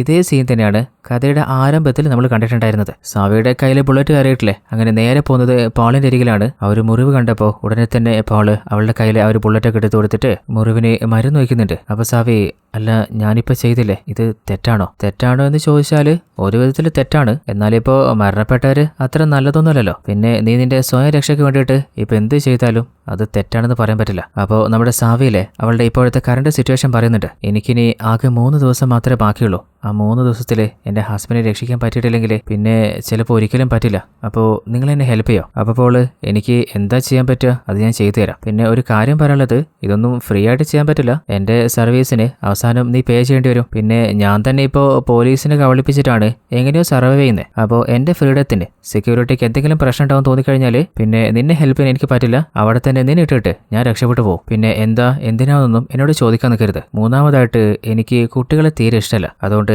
എൻ്റെ അടുത്തേക്ക് കുഞ്ഞുങ്ങളെ കൂട്ടിക്കൊണ്ടുവരരുത്. അങ്ങനെയാണെങ്കിൽ ഹെൽപ്പ് ചെയ്യുന്ന കാര്യം ഞാൻ നോക്കാം. അപ്പോൾ സാവി പറയുന്നുണ്ട്, എല്ലാം ഓക്കെയാണ്. അപ്പോൾ ഇതുവരെ സാവി യൂസ് ചെയ്യുന്ന ആ ഒരു ഫോണിലെ അത് മാറ്റി വെച്ചിട്ട് വേറൊരു ഫോൺ കൊടുക്കുകയാണ്. അല്ല എന്തിനാ ഇപ്പോൾ വേറൊരു ഫോണ്? അതായത് ഈ നിമിഷം മുതൽ എല്ലാ കാര്യവും നമ്മൾ ചിന്തിച്ച് ചെയ്യാവൂ. ഒരിക്കലും ആരും തന്നെ നിന്നെ ട്രാക്ക് ചെയ്യാൻ പാടില്ല. പിന്നെ നിനക്കിപ്പോൾ കിട്ടിയ പൈസയില്ലേ അത് വെച്ചിട്ട് ഒരു സെക്കൻഡ് ഹാൻഡ് കാർ വാങ്ങുക, അതും ഫേക്ക് ഡോക്യുമെന്റ്സ് വെച്ചിട്ട്. അങ്ങനെ നമ്മുടെ സാവിയും ഒരു സെക്കൻഡ് ഹാൻഡ് കാർ വാങ്ങാണ്. അതിനുശേഷം ഒരു മെട്രോ സ്റ്റേഷനിലേക്ക് എത്തിയിട്ട് അവിടെ ഒരു റൂം പൂട്ടിയിട്ടുണ്ട്. ആ ഒരു പൂട്ട് പൊട്ടിക്കുകയാണ്. അതിനുശേഷം വേറൊരു മെട്രോ സ്റ്റേഷനിൽ പോയിട്ട് അവിടെ ഒരു ഹോംലെസ് ആയിട്ടുള്ള ആളുണ്ട്. അയാൾക്ക് കുറച്ച് പൈസയും ഡ്രസ്സൊക്കെ കൊടുക്കുകയാണ്. എന്തിനാണ് ഇയാൾക്ക് പൈസ കൊടുക്കുന്നതെന്ന് നമുക്ക് കുറച്ച് കഴിയുമ്പോൾ മനസ്സിലാവും. അങ്ങനെ നകുല് പറഞ്ഞ പോലെ ഓൾറെഡി 3 ദിവസത്തിൽ 2 ദിവസം കഴിഞ്ഞിട്ടുണ്ട്. ഇനിയിപ്പോൾ 1 ദിവസമേ ബാക്കിയുള്ളൂ. അതിനുള്ളിൽ നകുലിനെ രക്ഷപ്പെടുത്തണം. അതേസമയത്ത് മറ്റൊരു ഭാഗത്ത് കുറച്ചു നേരത്തെ ആ ഒരു റൗഡി ഹെഡിനെ നമ്മുടെ സാവി കൊലപ്പെടുത്തിയിട്ട് വന്നിരുന്നില്ലേ, ആ ഒരു ഭാഗത്ത് പോലീസ് എത്തിയിട്ട് ഇൻവെസ്റ്റിഗേഷൻ തുടങ്ങിയിട്ടുണ്ട്. അവിടുത്തെ CCTV വിഷ്വൽസ് ഒക്കെ ചെക്ക് ചെയ്യുന്നുണ്ട്. ഈ ഒരു കേസും ആരാ അന്വേഷിക്കുന്നതെന്ന് വെച്ചാൽ നമ്മുടെ നകുലിന്റെ കേസ് അന്വേഷിക്കുന്ന അതേ പോലീസുകാരെയും ടീമും തന്നെയാണ്. അങ്ങനെ അടുത്ത ദിവസം 3-ാം ദിവസമായിട്ടുണ്ട്. അപ്പോൾ തന്റെ മകനെ കൂടിയിട്ട് എന്തായാലും പോകാൻ പറ്റില്ല. ഓൾറെഡി റിസ്ക് എടുക്കാൻ തീരുമാനിച്ചതല്ലേ. മകനൊന്നും പറ്റാതിരിക്കാനേ പോളും വാൺ ചെയ്തിട്ടുണ്ട്. അതുകൊണ്ട് തന്നെ തന്റെ നെയ്ബർ ആയിട്ടുള്ള പഞ്ചാബുകാരി ഹിന്ദിക്കാരായിട്ടുള്ള ആ ഒരു ലേഡിയെ തന്റെ മകനെ ഏൽപ്പിക്കുകയാണ്. അതായത് അവരാണെങ്കിൽ ഹസ്ബൻഡിനാല് ചീറ്റപ്പെട്ടിട്ട് ഒറ്റക്കല്ലിൽ താമസിക്കുന്നത്. അപ്പൊ അവരാണെങ്കിൽ നീ ഒരു ടെൻഷനില്ലാതെ ധൈര്യമായിട്ട് പോയിട്ട് വാ, മകനെ സേഫായിട്ട് ഞാൻ നോക്കിക്കോളാം. അപ്പൊ ആദ്യോട് ഒരു കുറുമ്പ് കാട്ടരുതെന്നും പറഞ്ഞ് കണ്ണു നിറഞ്ഞിട്ട് അവിടുന്ന് പോവാണ്. അതായത് സാവിക്ക് ജീവനോട് തിരിച്ചു വരാൻ പറ്റുമോ അല്ലെങ്കിൽ ജയിലിലായിപ്പോ ഒന്നും അറിയില്ലല്ലോ. അങ്ങനെ നേരെ ആ ഒരു ജയിലിലെത്തിയപ്പോ ജയിലിൽ നിന്ന് ആ ലാബിന്റെ വാനില്ലേ അത് പുറത്തേക്ക് പോകുന്ന കാണുന്നുണ്ട്. അതേസമയത്ത് മറ്റൊരു ഭാഗത്ത് പോളില്ലേ ആ ഒരു ലാബിന്റെ എല്ലാ ഫോൺ കണക്ഷൻസും കട്ടായി കളയാണ്. ആ ഒരു വാന് നേരെ ലാബിലേക്ക് പോയിട്ട് കഴിഞ്ഞ ദിവസം കൊടുത്തിട്ടുണ്ടായിരുന്ന റിപ്പോർട്ടില്ലേ ആ റിപ്പോർട്ട് മുഴുവൻ കളക്ട് ചെയ്തിട്ട് ജയിലിൽ കൊണ്ടുപോയി കൊടുക്കണം. അപ്പോൾ ജയിലിൽ നിന്ന് കളക്ട് ചെയ്ത സാമ്പിൾ അവിടെ കൊടുത്ത് ചെക്ക് ചെയ്ത് വരാൻ കുറച്ച് ടൈം എടുക്കുമല്ലോ. ആ ഒരു ടൈമിനുള്ളിൽ ആ ഒരു വണ്ടിയിനുള്ളിൽ കടന്നിട്ട് ഓൾറെഡി തന്റെ ഹസ്ബൻഡിന്റെ പേരുള്ള റിപ്പോർട്ടില്ലേ ആ ഒരു റിപ്പോർട്ട് മാറ്റിയിട്ട് ഫേക്ക് ആയിട്ട് ക്രിയേറ്റ് ചെയ്തിട്ടുള്ള ഒരു റിപ്പോർട്ട് ചേഞ്ച് ചെയ്ത് വെക്കണം. അങ്ങനെ ജസ്റ്റ് മിസ്സിന് ആ ഒരു ഡ്രൈവർ കാണുന്നതിനുള്ളിൽ തന്നെ സാവി എങ്ങനെയൊക്കെ റിപ്പോർട്ടും വെച്ചിട്ട് തിരിച്ച് തന്റെ കാറിൽ വന്നിട്ട് ആ ഒരു വാനിനെ ഫോളോ ചെയ്ത് പോയിക്കൊണ്ടിരിക്കുകയാണ്. അങ്ങനെ വാന് ജയിലെത്തിയിട്ടുണ്ട്. ആ ഒരു റിപ്പോർട്ട് ഒഫീഷ്യൽ ഡോക്ടേഴ്സിന്റെ കയ്യിൽ കൊടുക്കുന്നുണ്ട്. എന്നാൽ ആ ഒരു റിപ്പോർട്ട് ചെക്ക് ചെയ്യുമ്പോൾ നമ്മുടെ നകുലിന് ഷുഗർ ലെവൽ വല്ലാതെ ഹൈ ആയിട്ട് കാണുന്നുണ്ട്. അപ്പോൾ ഇനിയും വൈകിപ്പിക്കാൻ പറ്റില്ല, ഉടനെ തന്നെ ഹോസ്പിറ്റലിലേക്ക് മാറ്റിയേ മതിയാവും, ഇല്ലെങ്കിൽ നകുലിന്റെ ജീവന് തന്നെ ആപത്താണ്. അപ്പോൾ ഒന്നുകൂടി ഡബിൾ ചെക്ക് ചെയ്യാൻ ആ ഒരു റിപ്പോർട്ട് കറക്റ്റ് ആണെന്ന് അറിയാൻ ലാബിലേക്ക് വിളിച്ചു നോക്കുമ്പോൾ ലാബിലെ ഫോൺ കണക്ട് ആകുന്നില്ല. ഓൾറെഡി പോളത് കട്ട് ചെയ്തിട്ടില്ലേ. എന്നാൽ അധിക നേരം ഫോൺ ചെയ്തുകൊണ്ടിരിക്കാൻ പറ്റില്ല, കാരണം ഒരാളുടെ ജീവന്റെ കാര്യമല്ലേ. എന്തെങ്കിലും പറ്റിക്കഴിഞ്ഞാൽ അവരും കുടുങ്ങില്ലേ. അതുകൊണ്ട് ഉടനെ തന്നെ നമ്മുടെ നകുലിനെ ഹോസ്പിറ്റലിലേക്ക് മാറ്റാൻ തീരുമാനിക്കുകയാണ്. അങ്ങനെ നകുലിനെ ഹോസ്പിറ്റലിലേക്ക് മാറ്റാൻ പുറത്തേക്ക് കൂട്ടിക്കൊണ്ടിരുന്ന കാഴ്ച സാവി കണ്ടപ്പോൾ അവൾക്ക് ശ്വാസം നേരെ വീഴുകയാണ്. എങ്ങനെയൊക്കെയോ പ്ലാൻ ചെയ്ത പോലെ തന്നെ അവനെ പുറത്തെത്തിച്ചിട്ടുണ്ട്. അങ്ങനെ അവരുടെ പിന്നാലെ ഹോസ്പിറ്റലിലേക്ക് ഫോളോ ചെയ്ത് പോവാണ്. അതേ സമയത്ത് നമ്മുടെ പോലീസുകാരുടെ ടീമില്ലേ അവര് ആ ഒരു ഹെഡ് മരണപ്പെട്ട ആ സ്ട്രീറ്റിലെ CCTV വിഷ്വൽസ് ചെക്ക് ചെയ്തപ്പോൾ അങ്ങോട്ടേക്ക് നമ്മുടെ സാവി പോയ കാഴ്ച കണ്ടിട്ടുണ്ട്. എന്നാൽ സാവി കാറിൽ ആ ഒരു ഏരിയയിലേക്ക് പോയിട്ടുണ്ട്, ആ ഒരു ബിൽഡിങ്ങിൽ കയറിയിട്ടുണ്ട്. എന്നാൽ സാവിയാണ് അവരെ കൊലപ്പെടുത്തിയെന്ന് ഉറപ്പുവരുത്താൻ വേറെ എവിഡൻസ് ഒന്നും കിട്ടിയിട്ടില്ല. അപ്പോൾ അതിനെക്കുറിച്ച് കൂടുതൽ അന്വേഷിക്കാൻ സാവിയെ ചോദ്യം ചെയ്യാൻ നേരെ അവളുടെ വീട്ടിലേക്ക് വന്ന് നോക്കുമ്പോൾ അവിടെ സാവിയില്ല. തന്റെ ഹസ്ബൻഡിനെ രക്ഷപ്പെടുത്താൻ ഓൾറെഡി അവൾ പോയിട്ടില്ലേ. അങ്ങനെ അവര് വീട് ഓപ്പൺ ചെയ്തിട്ട് വീട്ടിനുള്ളിൽ കയറി നോക്കുമ്പോൾ അവിടെ ചുമരിലായിട്ട് നകുലിനെ രക്ഷപ്പെടുത്താനായിട്ട് പല പ്ലാനും ഉണ്ടാക്കിയിട്ടുണ്ടായിരുന്നില്ലേ. നമ്മുടെ പോലീസുകാർക്ക് ആ ഒരു ചുമര് കണ്ടപ്പോൾ തന്നെ മനസ്സിലായിട്ടുണ്ട് എന്തൊക്കെയോ പ്ലാനുകൾ സാവി സെറ്റ് ചെയ്തിട്ടുണ്ട്. എന്നാൽ സാവി പ്ലാൻ ചെയ്യാൻ വേണ്ടി ഉണ്ടാക്കിയ എല്ലാ എവിഡൻസും പുറത്ത് ഒരു വേസ്റ്റ് ബോക്സ് ഉണ്ട്, അതിൽ കൊണ്ടുപോയി ഒഴിവാക്കിയിട്ടാണ് അവൾ അവിടെ നിന്ന് പോയിട്ടുള്ളത്. അതേ സമയത്താണ് നമ്മുടെ പോലീസുകാരുടെ ടീമിനെ നകുലിന് എന്തോ ഹെൽത്തിന് വയ്യാതായിട്ട് ഹോസ്പിറ്റലിലേക്ക് മാറ്റിയിട്ടുള്ള കാര്യം അറിയുന്നത്. അത് കേട്ടപ്പോൾ തന്നെ അതുപോലെ കുറച്ചു നേരത്തെ സാവിയുടെ വീട്ടിൽ പല കാര്യങ്ങളും പ്ലാൻ ചെയ്ത സംശയം ഉണ്ടായിരുന്നില്ലേ. രണ്ടും കൂടി ആയപ്പോൾ തന്നെ പോലീസുകാർക്ക് ഉറപ്പായിട്ടുണ്ട് എന്തോ പണി പാളാൻ പോകുന്നുണ്ട്. അതുകൊണ്ട് എല്ലാ ടീമിനെ അലേർട്ട് ചെയ്തിട്ട് നകുലുള്ള ഹോസ്പിറ്റലിലേക്ക് പോകാൻ പറഞ്ഞിട്ട് തന്റെ ടീമുമായിട്ട് ആ ഒരു ഹോസ്പിറ്റലിൽ എത്തുകയാണ്. എന്നാൽ അതേ സമയത്ത് നമ്മുടെ സാവിയിലെ ഒരു ഡോക്ടറിനെ പോലെ വേഷം മാറിയിട്ട് പതിയെ ഉള്ളിലേക്ക് കയറിയിട്ട് ഒരു പോലീസുകാരൻ അടിച്ച് താഴെയിട്ടിട്ട് മറ്റൊരു പോലീസിന് നേരെ ഗണ്ണ് കാണിച്ച് ഭീഷണിപ്പെടുത്തി അയാളുടെ വായ ലോക്ക് ചെയ്ത് കയ്യും കാലും കെട്ടിവെച്ച് നകുലിന് വേറെ ഡ്രസ്സും കൊടുത്തിട്ട് വേഗം മാറ്റിയിട്ട് കൂടെ വരാൻ പറയുന്നുണ്ട്. അപ്പൊ നകുല് അല്ല നീ ഇതെന്താ ചെയ്യുന്നേ, ഇങ്ങനെയൊക്കെ ചെയ്തു കഴിഞ്ഞാല് നമ്മുടെ മകൻ ആദിക്ക് അച്ഛനും അമ്മയില്ലാതാവില്ലേ, പോലീസിന്റെ കയ്യിൽപ്പെട്ടാല് അവര് ഷൂട്ട് ചെയ്യില്ലേ. ഇത്രയും ചെയ്ത സ്ഥിതിക്ക് അവരെന്തായാലും ചിലപ്പോൾ ചെയ്യാനുള്ള സാധ്യതയുണ്ട്, ഇനിയും കാത്തു വെക്കണ്ട, വാ പോവാം. എന്നാലും നകുല് ഇല്ല എനിക്ക് പറ്റില്ല. അപ്പൊ സാവേ എന്നൊരു കാര്യം ചെയ്, ഈ ഫോണില് നിങ്ങളുടെ മകനില്ലേ ആദ്യം അവനെ വിളിച്ചിട്ട് പറ ജീവിതകാലം മുഴുവൻ അച്ഛൻ ജയിലിൽ കിടക്കാൻ പോവാ, ഒരിക്കലും അച്ഛനെ ഇനി നിനക്ക് കാണാൻ പറ്റില്ലെന്ന് അവനോട് പറഞ്ഞേക്ക്. എന്നാൽ അതിന് നകുലിന് പറ്റുന്നില്ല, കാരണം തന്റെ മകൻ അത്രയ്ക്ക് നകുലിന് ഇഷ്ടമാണ്. അങ്ങനെ ഒരു ഡോക്ടറിന്റെ വേഷം ധരിച്ചിട്ട് അവിടുന്ന് വേഗം തന്നെ രക്ഷപ്പെട്ടു പോകാൻ നോക്കുകയാണ്. അങ്ങനെ അവര് ലെഫ്റ്റിൽ കയറിയപ്പോ ആ ഒരു കാഴ്ചയിലെ നമ്മുടെ പോലീസുകാർ കണ്ടിട്ടുണ്ട് നകുല് ഇത് ചെയ്യരുത് റിസ്ക് ആണെന്ന് പറയുന്നതിനുള്ളിൽ തന്നെ ആ ഒരു ലിഫ്റ്റ് ക്ലോസ് ആയിട്ട് താഴത്തേക്ക് പോവാണ്. എന്നാൽ അവര് താഴെത്തന്നെ മുൻപ് അവർ രക്ഷപ്പെട്ടിട്ടുണ്ട്. അങ്ങനെ അവരെ ഫോളോ ചെയ്തിട്ട് നമ്മളെ പോലീസ് ടീമുണ്ട്. അങ്ങനെ ഹോസ്പിറ്റലിലെ തൊട്ടരികിലുള്ള ഒരു മെട്രോ സ്റ്റേഷനിലേക്ക് അവർ കയറിയപ്പോൾ അവരുടെ പിന്നാലെ നമ്മുടെ പോലീസുകാരുണ്ട്. അങ്ങനെ അവര് മെട്രോയിൽ കയറുന്ന കണ്ടപ്പോൾ തന്നെ ഉടനെ പോലീസ് ഇൻഫോം ചെയ്തിട്ട് ആ ഒരു ട്രെയിനിൽ കയറിയിട്ട് ആ ഒരു ഡ്രസ് ഇട്ട ആളെ ലോക്ക് ചെയ്ത് നോക്കുമ്പോൾ അത് കുറച്ചു നേരം നമ്മൾ കണ്ട ആ ഒരു ഹോംലെസ് മാനില്ലേ അങ്ങേരാണ്. അതായത് മുൻപ് തന്നെ നമ്മുടെ സാവെ പ്ലാൻ ചെയ്തതാണ് ട്രെയിനിലേക്ക് നമ്മൾ കയറുന്ന പോലെ അതേ ഡ്രസ് ഇട്ടിട്ട് ആ ഒരു ഹോംലെസ് ഗായ വേണം അയക്കാന് നമ്മൾ ഒരിക്കലും കയറാൻ പാടില്ല. അങ്ങനെ പോലീസിനെ കൺഫ്യൂസ് ചെയ്തിട്ട് അവരവിടെ ഓടിപ്പോകുന്നത് നമ്മുടെ പോലീസുകാർ കണ്ടിട്ടുണ്ട്. ഉടനെ തന്നെ പോലീസ് ടീമിനെ ഇൻഫോം ചെയ്യാണ്. അതായത് നമ്മുടെ പോലീസുകാർക്ക് ആ ഒരു മെട്രോയിൽ നിന്ന് ഇറങ്ങാൻ പറ്റില്ല, അത് ഓൾറെഡി പോയിക്കൊണ്ടിരിക്കുകയല്ലേ. അങ്ങനെ സാവി നകുലും അടുത്ത സ്റ്റേഷനിലെത്തിയിട്ട് ഓൾറെഡി സാവി അവിടുത്തെ ഒരു ഡോറിന്റെ ലോക്ക് തകർത്ത് വെച്ചിട്ടില്ലേ. അങ്ങനെ പതിയെ ആ ഒരു ഡോറിലൂടെ പുറത്തേക്ക് ഇറങ്ങാൻ നോക്കുമ്പോൾ അതിനുള്ളിൽ പോലീസ് ടീം അവിടെയുള്ള ഓരോരുത്തരെയും ചെക്ക് ചെയ്തുകൊണ്ടിരിക്കുകയാണ്. ഏകദേശം അവരടുത്ത് എത്താനായിട്ടുണ്ട്. പണി പാളി, എന്തായാലും കുടുങ്ങാൻ പോകുന്ന വിചാരിക്കുമ്പോൾ സാവി പറയുന്നുണ്ട് എന്റെ കണ്ണിലേക്ക് തന്നെ നോക്ക്. അങ്ങനെ അവര് കിസ് ചെയ്യാൻ അടുത്തേക്ക് പോകുമ്പോൾ പോലീസുകാർ ആ ഒരു ഭാഗം ശ്രദ്ധിക്കാതെ പോവാണ്. അതായത് ആ പോലീസുകാർക്ക് ഉറപ്പാണ്, അതായത് ഒരു കുറ്റവാളി രക്ഷപ്പെടാൻ പോകുമ്പോൾ അവര് വല്ലാതെ വിറച്ച് ഭയത്തിലായിരിക്കില്ലേ. എന്തായാലും പബ്ലിക്കലി ഇതുപോലെ കിസ് ചെയ്തിട്ട് എന്തായാലും നിൽക്കില്ല. അങ്ങനെ പോലീസിന്റെ ആ ഒരു ചിന്തയും കബളിപ്പിച്ചിട്ട് നമ്മുടെ സാവി നകുളും കൂടി ഓൾറെഡി റെന്റിന് വാങ്ങിയിട്ടുള്ള കാറ് പുറത്തു വെച്ചിട്ടില്ലേ, ആ ഒരു കാറും എടുത്തിട്ട് അവിടുന്ന് രക്ഷപ്പെട്ട് പോകാൻ നോക്കുകയാണ്. എന്നാലും പോകുന്ന വഴിക്ക് തന്റെ മകനെ കൂട്ടിയിട്ട് എങ്ങനെയെങ്കിലും എസ്കേപ്പ് ആവാതെ നോക്കുമ്പോൾ ആ ഒരു നാട് മുഴുവനായിട്ട് പോലീസ് ചുറ്റി വളഞ്ഞിട്ടുണ്ട്. അങ്ങനെ ഏത് ഭാഗത്ത് നോക്കുമ്പോഴും എല്ലാ സ്ഥലത്തും പോലീസാണ്. ഇനിയും പോലീസിനെ കബളിപ്പിച്ചിട്ട് രക്ഷപ്പെടാൻ പറ്റില്ലെന്ന് ഉറപ്പായപ്പോൾ നകുല് പറയുന്നുണ്ട് നീ ഒരു കാര്യം ചെയ്യ്, ആ ഗണ്ണിങ് തന്നേക്ക്, ഞാൻ പോലീസിന്റെ അടുത്ത് സറണ്ടർ ആയിക്കോളാം. പോലീസ് ചോദിച്ചാൽ നിന്നെ ഞാൻ ഭീഷണിപ്പെടുത്തി ചെയ്യിപ്പിച്ചെന്ന് പറഞ്ഞാൽ മതി. എന്നാലും സാവി ഇല്ല, എനിക്ക് പറ്റില്ല, ഇനി നിങ്ങളെ ആ ഒരു ജയിലിലേക്ക് അയക്കാനേ, നിങ്ങളില്ലാതെ എനിക്ക് ജീവിക്കാൻ പറ്റില്ല. അത് പറഞ്ഞു കൊടുക്കുമ്പോൾ തന്നെ ആ ഒരു ഭാഗത്തൊരു ഐസ്ക്രീം വണ്ടി വരികയാണ്. അപ്പോഴാണ് ആ ഒരു വണ്ടിയുടെ ഡ്രൈവർ നോക്കുമ്പോൾ അത് വേറെ ആരുമല്ല, നമ്മുടെ പോള് തന്നെയാണ്. അപ്പൊ സാവി അല്ല നിങ്ങൾക്ക് കുട്ടികൾ ഇഷ്ടമില്ല എന്ന് പറഞ്ഞിട്ട് എന്റെ മകനെ കൂട്ടിയിട്ട് നിങ്ങൾ വരില്ല എന്ന് കരുതിയേ. അപ്പൊ പോള് എനിക്ക് സാധാരണ കുട്ടികൾ ഇഷ്ടമല്ല, പക്ഷേ ഇവൻ എന്തോ എനിക്കങ്ങ് ഇഷ്ടമായി. അപ്പൊ അത് അച്ഛനൊരു കാര്യം അറിയോ, ഈ ഒരു അങ്കിളിലെ ഓരോ പ്രാവശ്യം ഓരോ വേഷത്തിൽ വരിക. അപ്പോഴും പോള് പറയുന്നത് നിങ്ങൾ വെറുതെ റിസ്ക് എടുക്കണ്ട, ഇപ്പോ നേരെ പോലീസിന്റെ അടുത്ത് പോയിട്ട് സറണ്ടർ ആയി കഴിഞ്ഞാല് ചെറിയ ശിക്ഷയിൽ രക്ഷപ്പെടാൻ പറ്റും. എന്നാലും സാവി ഇത്രയും എത്തിയില്ലേ, ഇനി എന്തായാലും ദൈവം കൂടെ ഉണ്ടാവും. ഇനി അങ്ങനെയല്ല ഒന്നിച്ച് മരിക്കാനാണെങ്കിൽ ആ ഒരു വിധിയെ നേരിടുന്നെ, ആ ഒരു പോലീസിൽ നിന്ന് രക്ഷപ്പെടാൻ നിങ്ങൾക്കൊന്ന് ഹെൽപ്പ് ചെയ്യാൻ പറ്റുമോ? അപ്പൊ പോള് എന്തായാലും ഇത്രയല്ലേ, നോക്കുക തന്നെ, വണ്ടി കയറിക്കോ. അങ്ങനെ പോലീസ് ചെക്ക് പോസ്റ്റിൽ ചെക്ക് ചെയ്തോണ്ടിരിക്കുമ്പോ പോളിനോട് അല്ല വണ്ടിയിലെന്താ? അല്ല സാറേ കണ്ടാലറിയില്ലേ, ഐസ്ക്രീം വണ്ടിയിൽ പിന്നെ എന്താ ഉണ്ടാവുക, ഐസ്ക്രീം തന്നെ, സംശയം ഉണ്ടെങ്കിൽ സാറ് ചെക്ക് ചെയ്ത് നോക്കിയോ. അങ്ങനെ പോലീസുകാരൻ പോയിട്ട് എല്ലാ ഫ്രീസറും തുറന്നു നോക്കുമ്പോൾ അതിലേക്ക് ഐസ്ക്രീം തന്നെയാ. അങ്ങനെ പോലീസുകാരൻ വണ്ടിയിൽ നിന്ന് ഇറങ്ങിയിട്ട് അവരെ പറഞ്ഞേക്കാണ്. അല്ല അവര് മൂന്നുപേരും അപ്പൊ എവിടെ പോയി? അങ്ങനെ പോള് വണ്ടി എടുത്തിട്ട് നേരെ പോകുന്നത് ഒരു എയർപോർട്ട് മുമ്പിലേക്കാണ്. അങ്ങനെ വണ്ടി നിർത്തിയിട്ട് പിന്നിലെ ഫ്രീസറിന്റെ മുകളിൽ നിന്ന് ഒരു ബോക്സ് എടുത്ത് മാറ്റാണ്. നോക്കുമ്പോൾ ആ ഒരു ഫ്രീസറിനുള്ളിലായിട്ട് 3 ആളുകളും ഒളിച്ചിരിക്കുകയായിരുന്നു. അപ്പൊ പോള് നിങ്ങൾ പറഞ്ഞ സ്ഥലത്തെത്തിയിട്ടുണ്ട്, അപ്പോൾ രക്ഷപ്പെടാൻ വേഗം ഉള്ളിലേക്ക് പോയിക്കോ. അപ്പൊ സാവി നിങ്ങൾ ചെയ്ത ഹെൽപ്പിന് എങ്ങനെയാ നന്ദി പറയണമെന്ന് അറിയുന്നില്ല, ജീവിതത്തിൽ ഒരിക്കലും നിങ്ങൾ മറക്കില്ല. അല്ല നിങ്ങൾ പറഞ്ഞിരുന്നില്ലേ ഒന്നും ഫ്രീ ആയിട്ട് ചെയ്യാൻ പറ്റില്ല, അതുപോലെ പോലീസ് പിടിക്കപ്പെടുന്ന ഒരു അവസ്ഥ വന്നാല് ഞങ്ങൾ ഇട്ടിട്ട് പോകുന്നൊക്കെ, പിന്നെ എന്തിനാ ഇപ്പോൾ ഞങ്ങളെ ഹെൽപ്പ് ചെയ്തേ? അതിനൊക്കെ അതിൻ്റെതായിട്ടുള്ള കാരണം ഉണ്ടാവുന്ന കൂട്ടിക്കോ. ഇതിപ്പോ എനിക്കൊരു പുതിയ എക്സ്പീരിയൻസാ. ഞാൻ ഓൾറെഡി ജയിലിൽ നിന്ന് ചാടിയപ്പോൾ ആ ഒരു എക്സ്പീരിയൻസ് വെച്ച് ഞാൻ ഒരു ബുക്ക് എഴുതി. ഇപ്പോൾ നിന്റെ ഹസ്ബൻഡിനെ രക്ഷപ്പെടുത്താൻ ഞാൻ സഹായിച്ചില്ലേ, അപ്പോൾ ഈ ഒരു എക്സ്പീരിയൻസ് വെച്ചിട്ട് മറ്റൊരു ബുക്ക് എഴുതുകയും വേണം, നിങ്ങൾ എന്ത് വേണമെങ്കിലും എഴുതിക്കുമെന്ന് പറഞ്ഞിട്ട് സാവി ഉള്ളിലേക്ക് കയറി പോവാണ്. അതേ സമയത്ത് നമ്മുടെ പോലീസുകാരെയും ടീമും ഇല്ലേ, സാവിയുടെ വീട് അരിച്ചു പെറുക്കിയിട്ടും പ്രത്യേകിച്ച് ഒന്നും കിട്ടിയില്ല. അപ്പോഴാണ് ആ ഒരു വേസ്റ്റ് ഡസ്റ്റ്ബിനിലെ ചില പേപ്പേഴ്സും ഫോട്ടോസും കാണുന്നത്. അങ്ങനെ അത് മുഴുവനായിട്ട് അവരുടെ ഓഫീസിലേക്ക് കൊണ്ടുപോയിട്ട് നമ്മുടെ സാവി എങ്ങനെയായിരുന്നു അതൊക്കെ സെറ്റ് ചെയ്തത് അതുപോലെ സെറ്റ് ചെയ്യാണ്. അപ്പോഴാണ് അവർക്കൊരു കാര്യം മനസ്സിലാവുന്നത്, അതായത് സാവിയുടെ പ്ലാൻ എന്തായിരുന്നു. അതിനുശേഷം അവർ ഒരു എയർപോർട്ടിലേക്കാണ് പോകാൻ പോകുന്നത്. അങ്ങനെ ഫ്ലൈറ്റ് കയറി കഴിഞ്ഞാൽ പിന്നെ ഒന്നും ചെയ്യാൻ പറ്റില്ല. അങ്ങനെ ഉടനെ തന്നെ ആ ഒരു എയർപോർട്ടിലേക്ക് വിളിച്ചിട്ട് പോലീസ് ടീമിനെ അങ്ങോട്ട് അയക്കുന്നുണ്ട്, അവർ അലേർട്ട് ചെയ്യുന്നുണ്ട്. അങ്ങനെ അവരും വേഗത്തിൽ ആ ഒരു എയർപോർട്ടിലേക്ക് പോവാണ്. അതേ സമയത്ത് നമ്മുടെ സാവിയുടെ ഫാമിലിയിലെ ആ ഒരു വെരിഫിക്കേഷന്റെ ലൈനിൽ നിന്നിട്ട് പാസ്പോർട്ടും ഡോക്യുമെന്റ്സ് ഒക്കെ ചെക്കിങ്ങിന് കൊടുക്കുന്നുണ്ട്. അങ്ങനെ ഭാഗ്യത്തിന് ചെക്കിംഗ് ഒക്കെ കഴിഞ്ഞിട്ട് അവര് ഫ്ലൈറ്റിൽ കയറാൻ വെയിറ്റ് ചെയ്തിരിക്കുമ്പോൾ അതിനുള്ളിൽ നമ്മുടെ പോലീസുകാരെയും ടീമുമില്ലേ ആ ഒരു എയർപോർട്ടിൽ എത്തിയിട്ടുണ്ട്. എന്നാൽ അവിടെ ബോർഡിങ്ങിൽ നിൽക്കുന്ന എല്ലാ ആളുകളെയും ചെക്ക് ചെയ്ത് നോക്കിയിട്ടും അവിടെ ഇവിടെയും നമ്മുടെ സാവിയെ നകുലിനെയും കാണാനില്ല. എന്നാൽ അതേ സ്ഥലത്ത് തന്നെ അവരുണ്ട്, പക്ഷെ പോലീസ് ടീമിന് എന്തുകൊണ്ടും കാണാൻ പറ്റാത്ത മനസ്സിലാവുന്നില്ല. പോലീസുകാർക്ക് അല്ല സാവി അവളൊരു സാധാരണ ഹൗസ് വൈഫ് അല്ലേ, അവൾക്ക് ഇങ്ങനെയൊക്കെ പ്ലാൻ ചെയ്യാനുള്ള ബുദ്ധിയുണ്ടോ, അവര് എങ്ങോട്ടായിരിക്കും പോയിട്ടുണ്ടാവുക? അപ്പോഴാണ് കുറച്ച് ദൂരെ എന്തോ ഒന്ന് കണ്ടിട്ട് നമ്മുടെ പോലീസുകാർ ഷോക്കായി നിൽക്കുന്നത്. അപ്പോ അവർ ഈ ഫ്ലൈറ്റിൽ പോകാനുള്ള പ്ലാൻ അല്ല.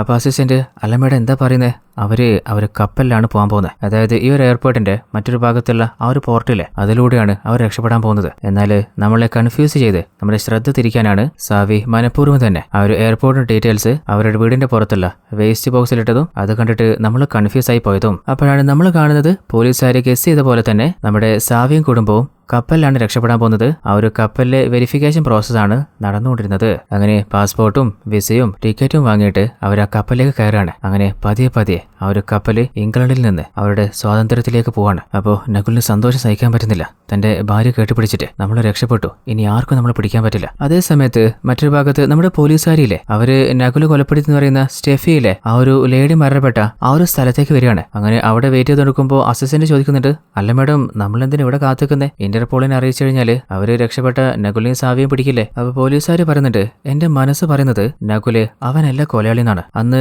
സ്റ്റെഫി കൊല്ലപ്പെട്ട ദിവസം നല്ല മഴയുണ്ടായിരുന്നില്ലേ? അതെ മേഡം, അന്ന് മഴയുണ്ടായിരുന്നു. അപ്പോഴാണ് അന്ന് ശരിക്ക് എന്താണ് നടന്നതെന്നുള്ള ആ ഒരു ഫ്ലാഷ് ബാക്ക് നമ്മൾ കാണുന്നത്. അതായത് ഏതോ ഒരുത്തനില്ലേ ആ ഒരു ഫയർ അണക്കുന്ന സിലിണ്ടറില്ലേ അത് വെച്ചിട്ട് സ്റ്റെഫിയെ അടിച്ച് കൊലപ്പെടുത്തിയിട്ട് അവരുടെ ബേഗം തട്ടിപ്പറിച്ചിട്ട് അവിടെ നിന്ന് പോയതാണ്. അപ്പോഴാണ് അതേ ഭാഗത്തൂടെ വേറെ ആൾ വന്നതും നമ്മുടെ നകുലിനെ ഇടിച്ചിട്ട് അയാൾ പാസ് ചെയ്ത് പോയതും. എന്നാൽ തന്റെ ഭാര്യയോട് ഡിന്നറിന് കറക്റ്റ് ടൈമിൽ വരാമെന്ന് പറഞ്ഞുകൊണ്ട് നമ്മുടെ നകുൽ അതൊന്നും നോട്ട് ചെയ്യാതെ അവിടെ ഒരു ഡെഡ് ബോഡി ഉണ്ടെന്ന് പോലും നോക്കാതെയാണ് അവിടെ ഉണ്ടായിരുന്ന ആ ഒരു ഫയർ സിലിണ്ടർ മാത്രം എടുത്തിട്ട് മാറ്റി ഒരു സ്ഥലത്തേക്ക് വെച്ചിട്ട് തന്റെ കാർ എടുത്തിട്ട് പോയത്. അങ്ങനെ പ്രസന്റില് നമ്മുടെ പോലീസുകാരില്ലേ എന്തിനാണ് അന്ന് മഴ പെയ്തിട്ടുണ്ടായിരുന്നോ എന്ന് ചോദിച്ചെന്നുള്ള ആ ഒരു റീസൺ നമുക്ക് മനസ്സിലാവുന്നേ. ആ ഒരു പോലീസുകാരില്ലേ കുറച്ച് വെള്ളം നിലത്തൊഴിച്ചു കൊടുക്കുമ്പോൾ അത് താഴെ ഒരു ഭാഗത്തേക്ക് ഒലിച്ചു പോകുന്നുണ്ട്. അത് എങ്ങോട്ടാ പോകുന്നത് നോക്കുമ്പോൾ അത് നേരെ പോകുന്നത് വെള്ളമൊക്കെ ഡ്രെയിനേജിലേക്ക് ഫിൽട്ടർ ചെയ്യുന്ന ഒരു ഫിൽട്ടർ പോലത്തെ ഒരു ഏരിയ ഉണ്ട്. അപ്പൊ അസിസ്റ്റന്റിനോട് നിന്റെ കയ്യിൽ ലൈറ്റർ ഉണ്ടോ? അങ്ങനെ ലൈറ്റർ വാങ്ങിയിട്ട് ആ ഒരു ഫിൽറ്ററിന്റെ ഡോർ പതിയെ മാറ്റിയിട്ട് ഉള്ളിലേക്ക് അടിച്ചു നോക്കുമ്പോൾ നമ്മുടെ ഹീറോ പറഞ്ഞ പോലെ തന്നെ അതിനുള്ളിൽ ഒരു കോട്ടിന്റെ ബട്ടൺ ഉണ്ട്. അപ്പോ നകുല് പറഞ്ഞ കാര്യം സത്യം തന്നെയായിരുന്നു. സ്റ്റെഫി കൊല്ലപ്പെട്ട സമയത്ത് അവിടെ 2 ആളുകളുണ്ടായിരുന്നു, നകുല്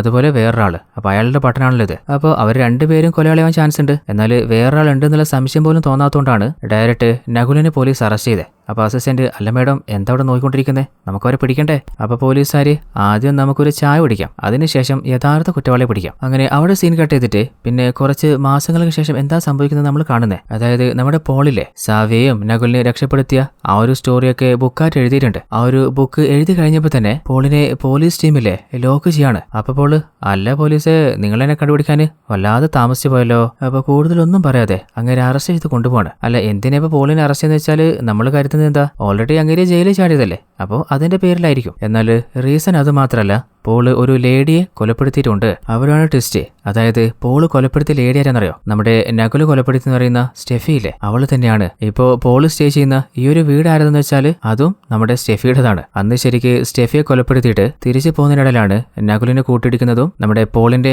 കോട്ടിന്റെ ബട്ടൺസ് ഊരിപ്പോകുന്നതും. അതുപോലെ സ്റ്റെഫിയെ കൊലപ്പെടുത്തിയപ്പോ അവളുടെ മേത്തുണ്ടായിരുന്ന ബ്ലഡ് ഇല്ലേ അത് നമ്മുടെ പോളിന്റെ കോട്ടിലായിട്ടുകൊണ്ട് അതിന്റെ കറ നമ്മുടെ നകുലിനെ കൂട്ടിയിടിച്ചപ്പോ അവന്റെ കോട്ടിലും ആയതാണ്. അങ്ങനെ താൻ എഴുതിയ കഥയ്ക്ക് സാവിത്രി എന്നുള്ള പേര് എഴുതിയിട്ടാണ് ഒരു ബുക്ക് ക്ലോസ് ചെയ്തിട്ടുള്ളത്. ഇതോടുകൂടി ഈ ഒരു കഥ ഇവിടെ അവസാനിക്കുകയാണ്. അപ്പോൾ നിങ്ങൾ ഒരിക്കലും പ്രതീക്ഷിക്കാത്ത ഒരു ക്ലൈമാക്സ് ആയിരുന്നില്ലേ? സാവി ചോദിച്ചിട്ടുണ്ടായിരുന്നില്ലേ, അല്ല നിങ്ങൾ എന്തുകൊണ്ടാ പൈസയൊന്നും വാങ്ങാതെ ഹെൽപ്പ് ചെയ്യുന്നതെന്ന്? അപ്പോൾ അതിന് അതിൻ്റെതായിട്ടുള്ള കാരണം ഉണ്ടെന്ന് പോള് പറഞ്ഞത് വെറുതെ അല്ല, കൊലയാളി പോള് തന്നെയല്ലേ. അപ്പോൾ എങ്ങനെയുണ്ടായിരുന്ന കഥ? നിങ്ങൾക്ക് ഈ കഥ ഇഷ്ടപ്പെട്ടോ? ഇഷ്ടപ്പെട്ടാൽ എല്ലാ കൂട്ടുകാരും ഇപ്പം തന്നെ മറക്കാതെ വീഡിയോയ്ക്ക് ഒന്ന് ലൈക്ക് ചെയ്തേക്കണേ. അതുപോലെ ഇപ്പം തന്നെ നമ്മുടെ സീരീസ് ചാനലും കൂടി ഒന്ന് സബ്സ്ക്രൈബ് ചെയ്ത് വെക്കുക. അപ്പോൾ മറ്റൊരു അടിപൊളി കഥയായിട്ട് നമുക്ക് നാളെ കണ്ടുമുട്ടാം. അതുവരേക്കും ടാറ്റ, ബൈ ബൈ.